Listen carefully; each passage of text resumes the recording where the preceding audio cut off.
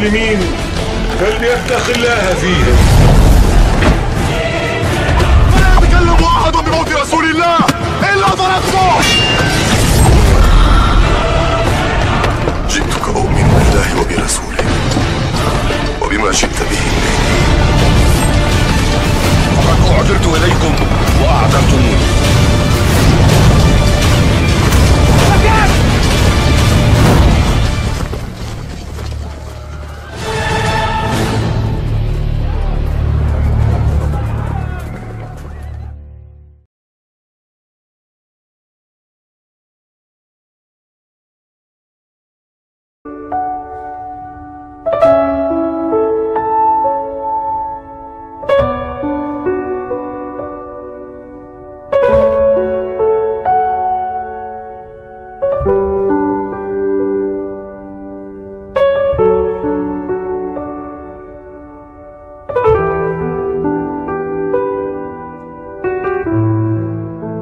Amr bin Lu'ay al-Khuzai dari negeri Syam, karena dia memandang negeri Syam adalah negeri yang mulia, negeri yang barakah, dan penduduknya adalah orang-orang yang dimuliakan, maka dia mengira itu adalah perbuatan yang gak mungkin salah.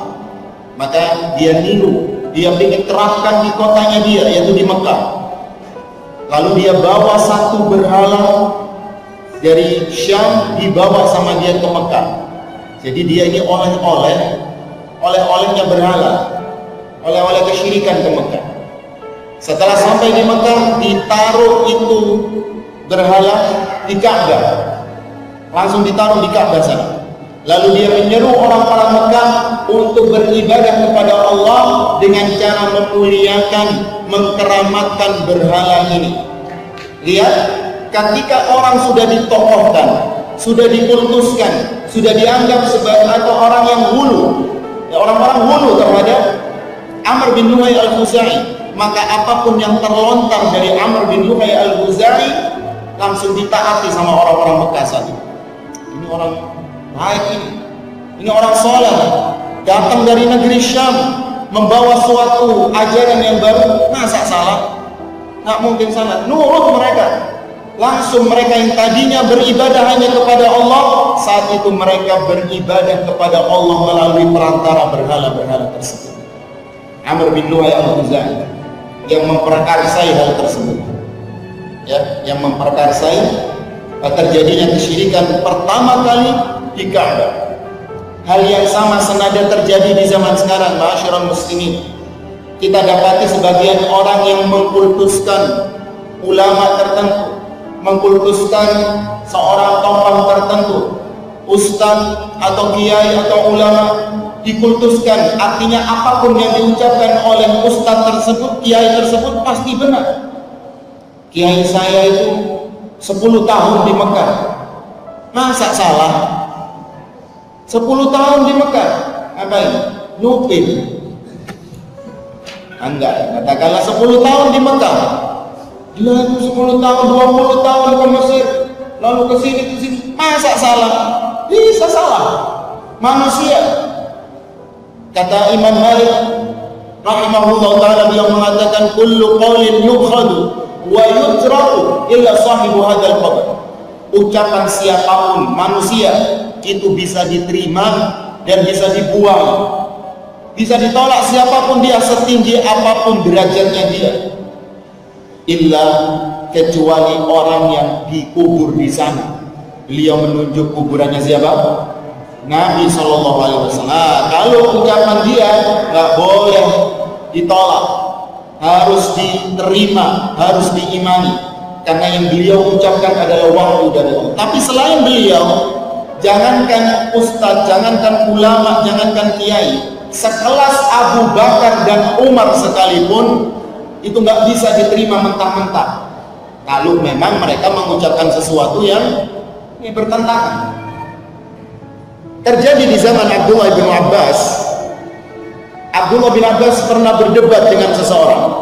Abdullah bin Abbas mengeluarkan dalil Allah, Allah Rasul, Allah berfirman, Nabi bersabda. Yang di debat ini mengatakan, tapi Umar nggak bilang gitu, tapi Abu Bakar nggak bilang gitu. Kau mengatakan Allah bilang gitu, Abu Bakar nggak bilang gitu, Umar nggak bilang kayak gitu.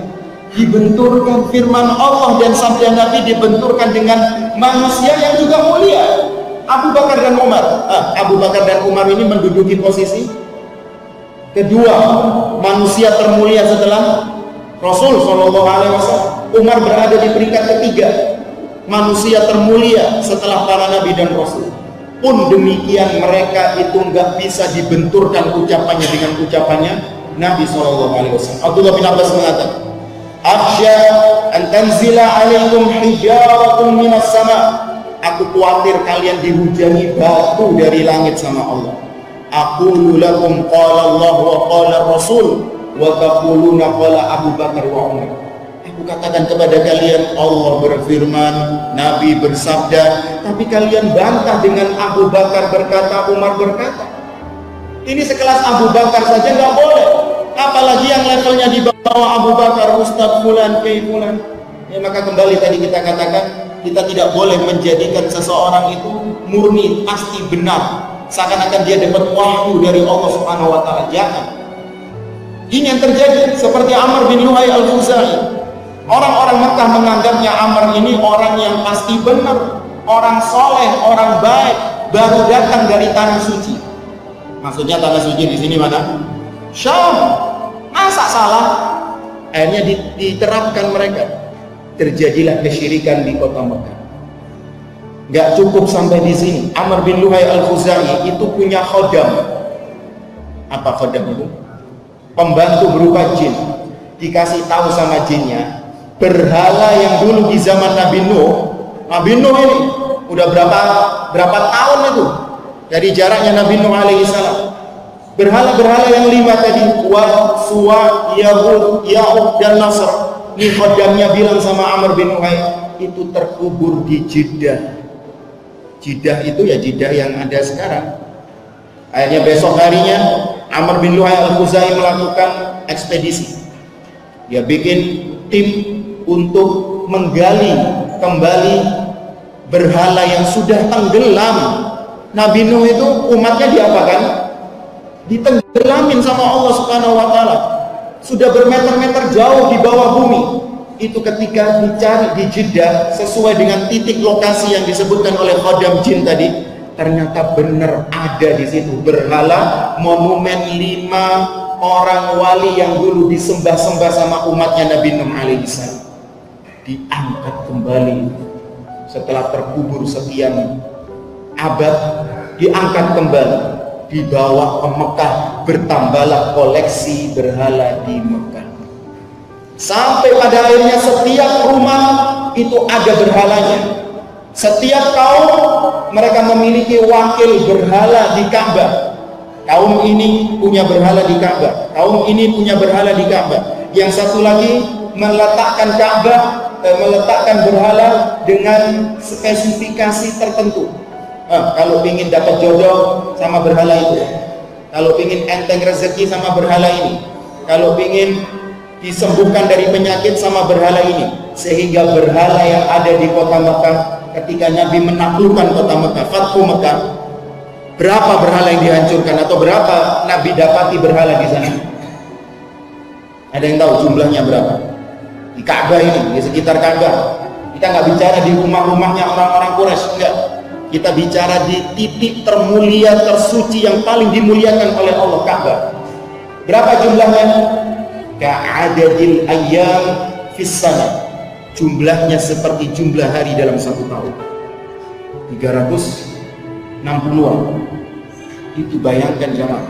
Antum kalau umroh ya melihat Ka'bah, itu bayangkan bagaimana Ka'bah dikelilingi atau bahkan dipenuhi dengan 360 berhala. Gak cuma dikelilingnya, di atas-atasnya itu juga penuh sesak dengan berhala. Bahkan di dalam Ka'bah juga diletakkan berhala-berhala yang banyak di sini. Bahkan Nabi dapati berhala-berhala yang ada di Ka'bah itu salah satunya adalah berhalanya replika monumen Nabi Ibrahim dan Nabi Ismail. Itu berhalanya ada di dalam sana. Itu nanti kita katakan mereka ternyata beribadah kepada Allah melalui perantara nabi-nabi tersebut. Ya, maka ini yang terjadi, kesyirikan yang dilakukan oleh orang-orang kafir Quraisy. Pelakunya Amr bin Luhai al-Khuzai. Apa yang didapatkan oleh orang ini? Nabi ketika Mi'raj, Nabi ditampakkan tentang suasana neraka nanti.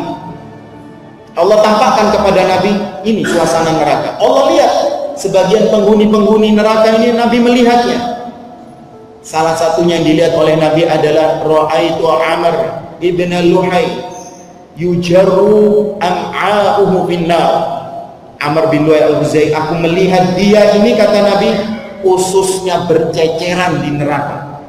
Karena dia orang yang pertama kali jadi trendsetter. Apa trendsetter? Ya, yang ngarang pertama kali beribadah kepada Allah, atau yang meletakkan berhala pertama kali di Ka'bah dan melakukan kesyirikan di Makkah. Sejak saat itu mulailah kesyirikan menyebar. Ada jamaah haji ketika musim haji, jamaah haji datang dari luar negeri, pulang dari situ dikasih oleh-oleh berhala, dikasih oleh-oleh berhala sama Amr bin Luhai dan orang-orang yang pengikutnya. Ada yang dari Mesir datang ke Mekah melaksanakan haji, pulang-pulang dari Mekah bawa berhala dia, dibawa ke Mesir, jadi syirik di Mesir. Yang dari Yaman pulang dari haji bawa oleh-oleh berhala juga. Kenapa demikian? Karena mereka melihat bahwasanya Mekah dan penduduknya itu adalah contoh kiblat barometer. Ketika mereka datang ke Mekah, orang-orang Mekah ini kok model anyar ini ibadahnya ya, mereka langsung niru. Karena mereka menganggap Mekah adalah kiblat. Penduduk Mekah itu adalah orang-orang yang dijadikan contoh, dijadikan panutan bagi negeri-negeri yang ada di sekitar. Orang Mesir, tata cara beribadahnya itu niru orang Mekah. Orang Yaman, ibadahnya niru orang Mekah.